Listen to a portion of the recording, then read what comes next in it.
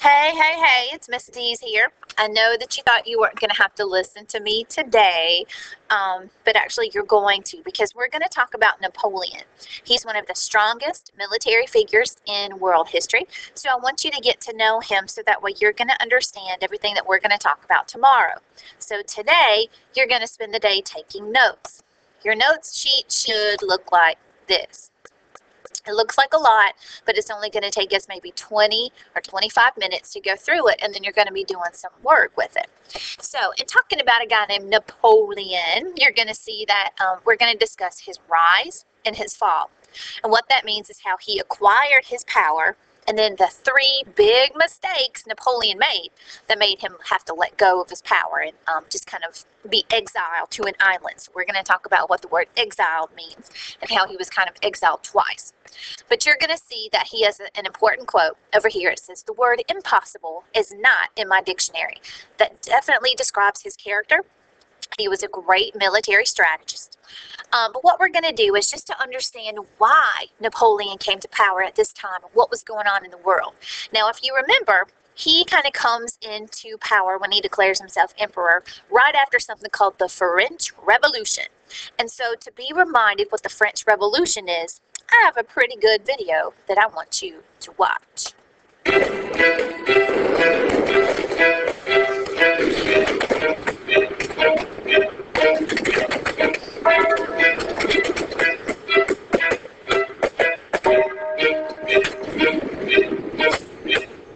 It's your boy Louis the 16th, rocking a white wig and a big fleece. All gold everything, gold throne, gold crown. If you poor, go home.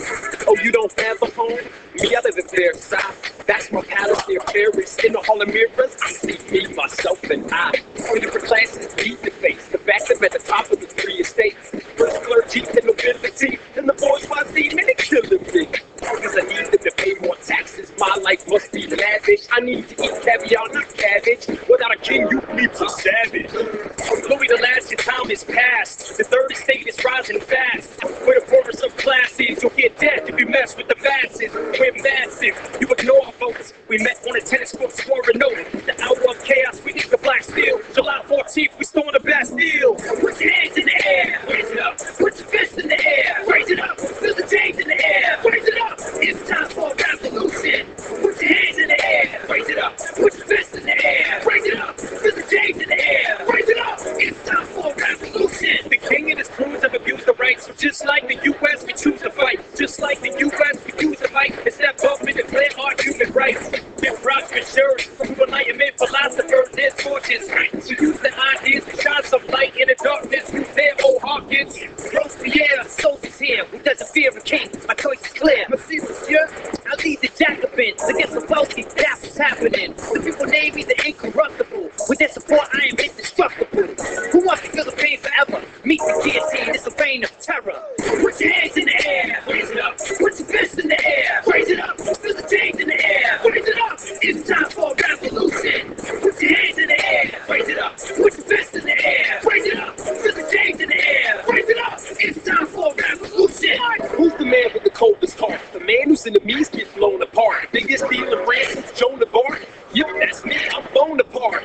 Yeah, I'm a hero Napoleon, the emperor of the French, I'm controlling their friends. Didn't want one guy calling the shots. Forget that, I'm slow, but I'm running the squad. Hit the weight room, working on my abs and glutes. How do I like my power? Absolute. I carry out a coup, conquer the land, pass big blows and do my thing. You know, the Napoleonic code, but when I invade Russia, it gets totally cold. Oh, he's supposed to check the revolution that I did with the billionaire. Yep.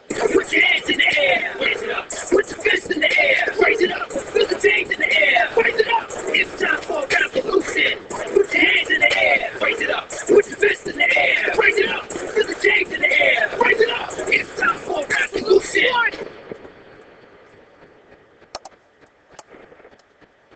All right, so you guys heard some key words within this video.